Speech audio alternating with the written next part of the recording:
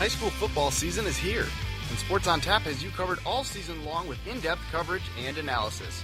You won't want to miss our special football shows each Monday of the high school season from 7:30 to 9 p.m. Catch recaps of all the games, interviews with local players and coaches, and hear if your team is playing in the game of the week. For the best high school football coverage, turn to Sports on Tap. Every Monday from 7:30 to 9 p.m. Sports on Tap, part of the NEO Sports Insiders Network.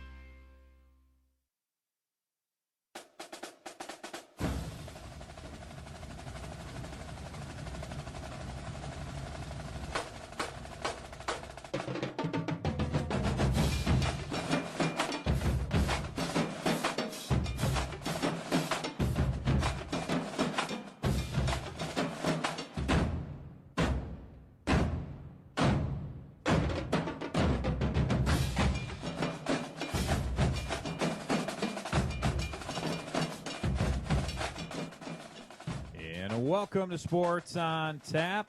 We're part of the NEO Sports Insiders Network. I'm Rob Trent. We have Ed Dick, Josh, Jeffy, Sean Duffy is on assignment. It's our Week 12 Ohio High School football playoff, the semifinals matchups this week, and they were some really good games this week. Some really good player performances we'll go over. We're going to start off by recapping Division 1 here today.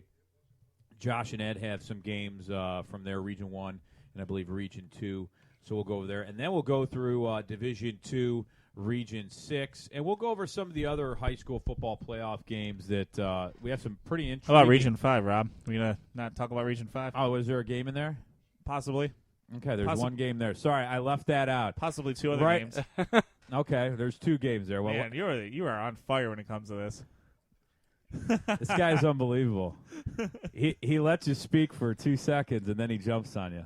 It's a good thing here at Sports on Tap. It's Monday, folks, and this is why we deal with. I appreciate it. All right, well, we'll talk. Hey, what I said was we'll talk about other high school football playoff games other than the ones we cover as well. That's news to me. No, just kidding. So we'll talk about other matchups and give you recaps and stuff from other games as well. So let's start off. Josh, you have some Division 1, Region 1 games and Region 2.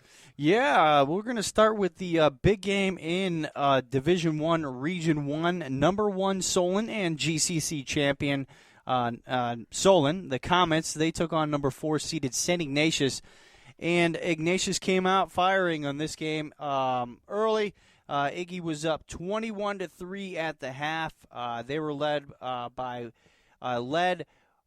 TDs by Patrick Ryan, Mark Bobinski, and Robert Pott, all on the board for the Wildcats, as, again, they went up big early in this game at the half, 21-3. Now, to start the second half, Solon hit quickly with an 80-yard touchdown pass from Joe Bubonics to Darryl Sinclair.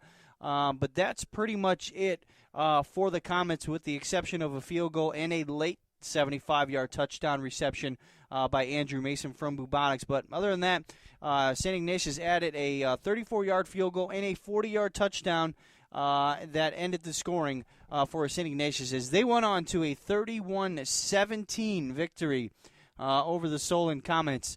You got to give credit to Iggy in this game. Their defense held Thomas Wilkes in check. They did not allow Solon to do much of what they are good at. Quick slant patterns, running the ball. Really none of that was there for the Comets.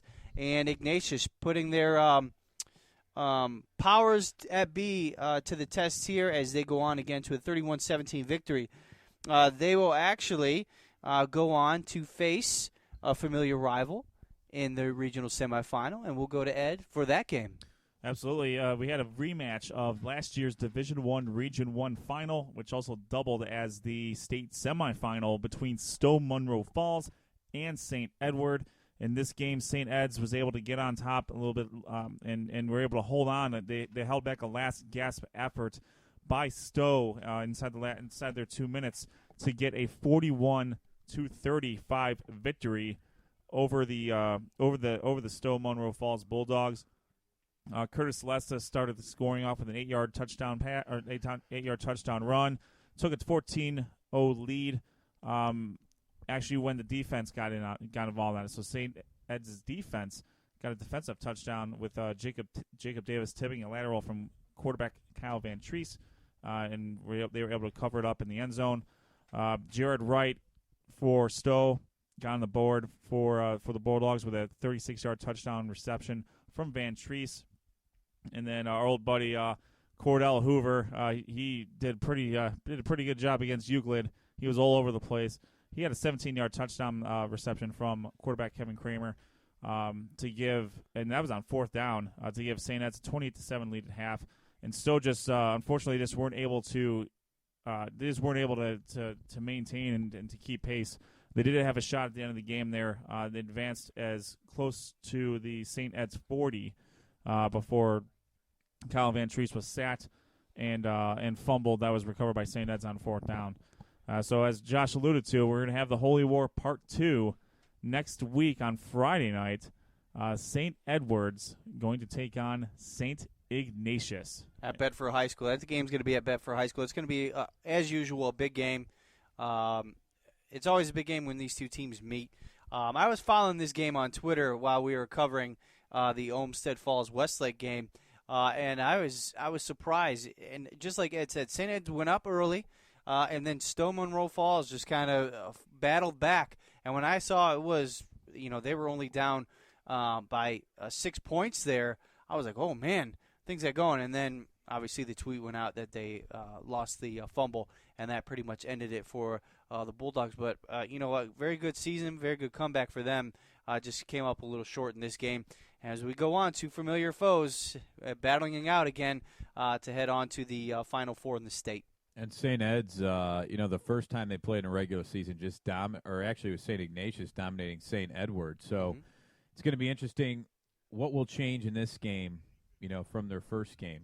Will Ignatius continue to dominate St. Ed's, or will St. Ed's figure it out? I think there'll be some definite changes on St. Ed's part, and they've gotten hot at the right time. I mean, dominating Euclid in round 1 and moving on here in round 2. Exactly. We're going to move on to Division I, Region 2 now. In one of the regional semifinals game, it was Dublin Jerome falling to Lorraine, 30-14. Lorraine moving on. Very good program they have over there on the far west side. But for the GCC purposes, we have the Medina Bees. They took on Olentangy Liberty, the number 1 seed in Region 2 in Division 1. And Medina, for the second straight week, fell back early. They were down this game 24-0 in the first half before a 53-yard Jimmy Daw touchdown reception. And then after that, the Bees actually got as close as 24-14. And then from there on out, Olentangy Liberty was led by Ohio State recruit Brendan White. In this game, he totaled 15 carries, 127 yards, and a touchdown, 9 receptions, 85 yards, 4 touchdowns. Pretty much what put it away for Olentangy Liberty was the 2 TDs by Brendan White in a span of 1 minute and 15 seconds. Medina was not able to come back like they did against Toledo Whitmer in this game. Everything for Medina. Jimmy Daw totaled 13 carries for 47 yards, 2 touchdowns. He had 4 receptions for 135 yards and 2 touchdowns as well. Liberty, again, really high-powered offense, 440 yards of total offense in this game. And again, back-to-back weeks in the playoffs where Medina fell down big early. Like the first 18 minutes of the game, I think a Medina Gazette reporter said, first 18 minutes of the game for the second straight week really dooms you, especially in the playoffs as you get further on. And Medina just did not have enough to win this game and come back and beat the number 1 seeded Olentangy Liberty. Again, Liberty goes on to play Lorraine. They will be at Madison Comprehensive.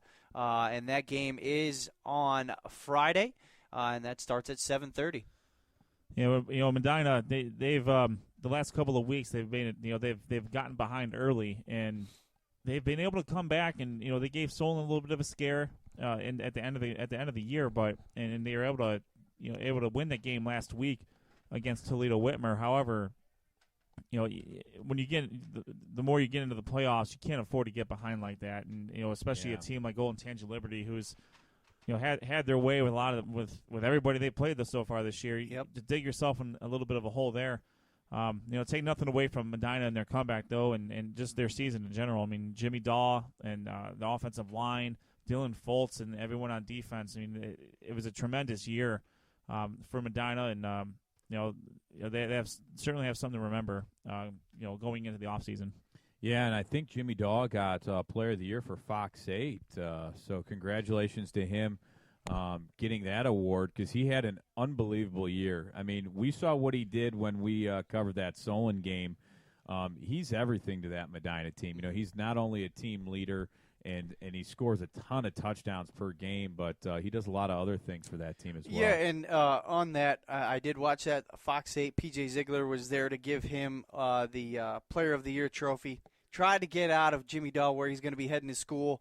Didn't really name it. I think he's still got it up in the air. But some of the schools that he did say, Ball State, Bowling Green, just to name a couple. So I'll tell you where he should go.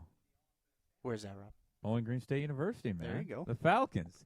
They need a lot of work at this point. I didn't think they'd be as bad, but man, he'd be a nice addition to the Falcons program, especially where we went to school. Yeah.